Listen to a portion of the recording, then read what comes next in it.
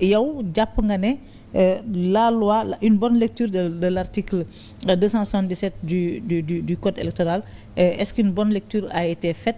Est-ce que les actes posés sont conformes à l'interprétation de cet article-là? Jërëjëf, merci beaucoup Maïmouna.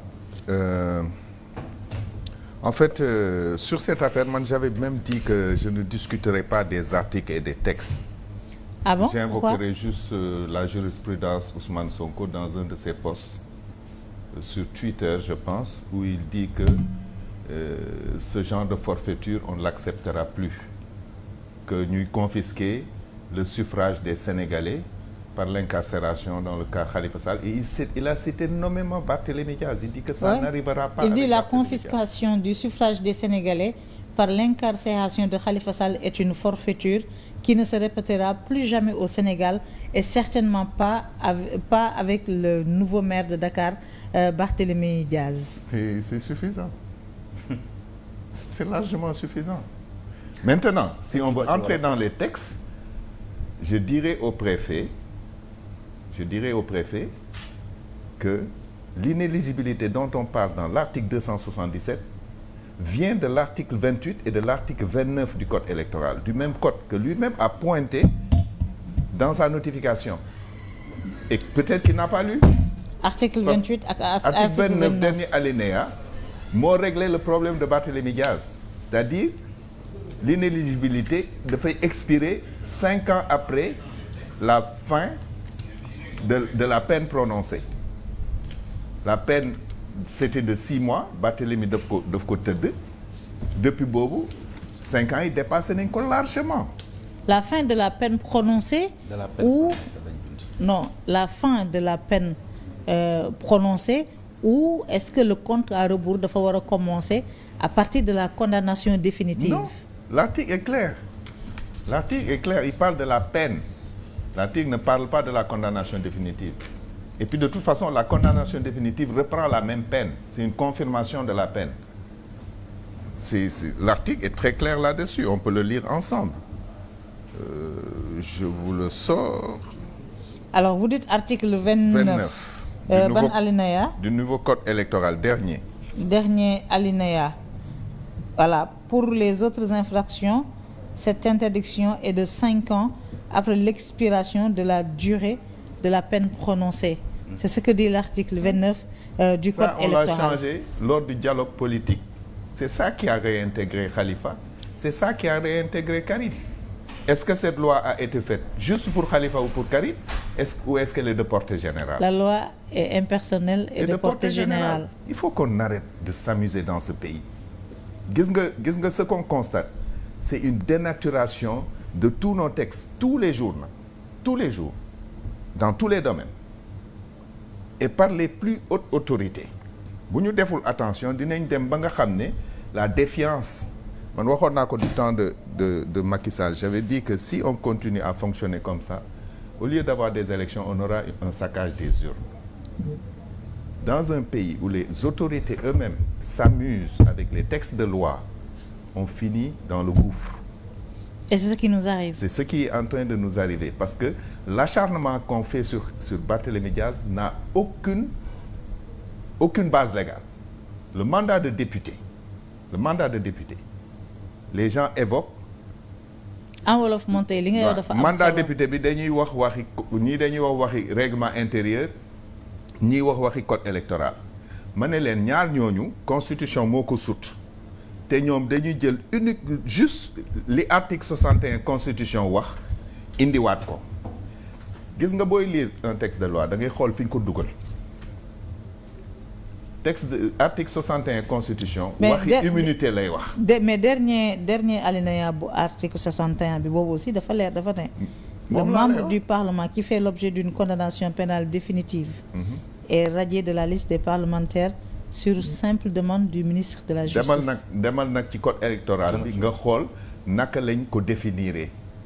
Conseil constitutionnel rek moo mun a constater inéligibilité député.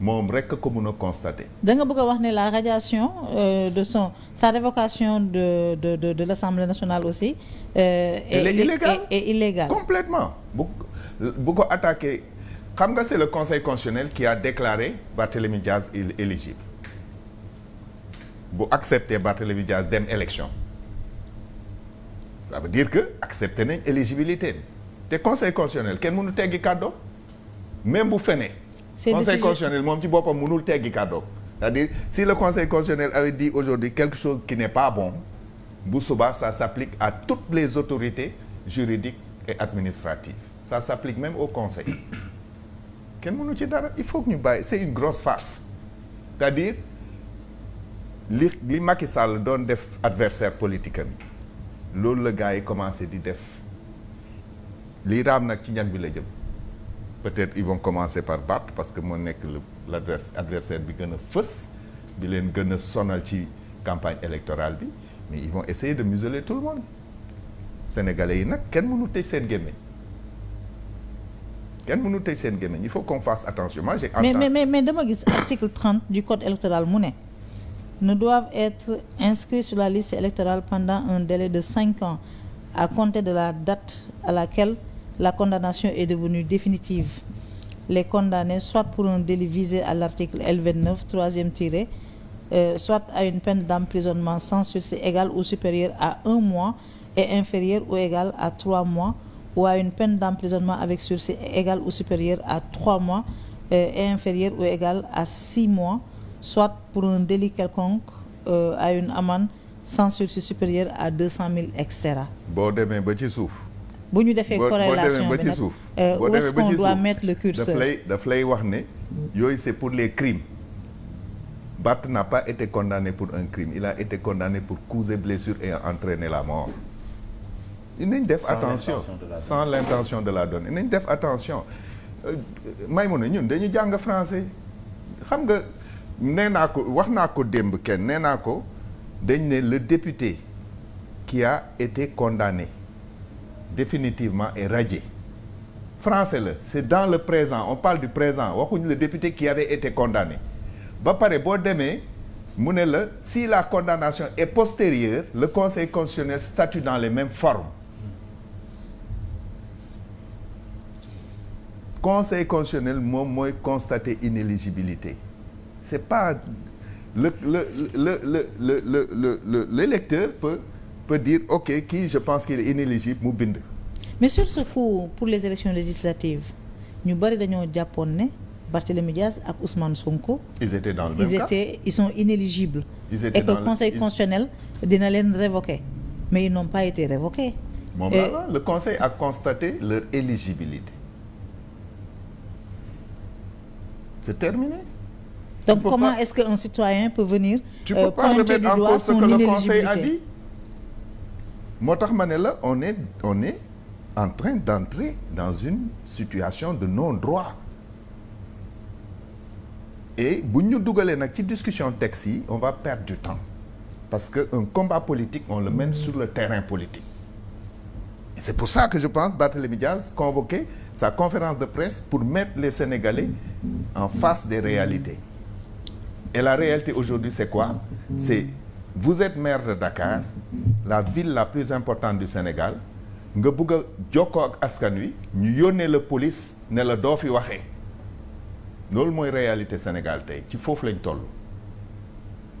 nga wax li nga xalaat ñu convoquer la police ne da nga diffamer léegi le procureur s'autosaisit pour diffamation kenn porté wu la plainte on te convoque ne da nga diffamer. Ça ne marchera pas. Les gens ne vont pas se taire. En tout cas, moi, Théodore Chérif Monteil, je ne me tairai jamais. Personne ne peut me museler. La dictature de la pensée unique, ça ne fonctionne pas au Sénégal. Nous marcher.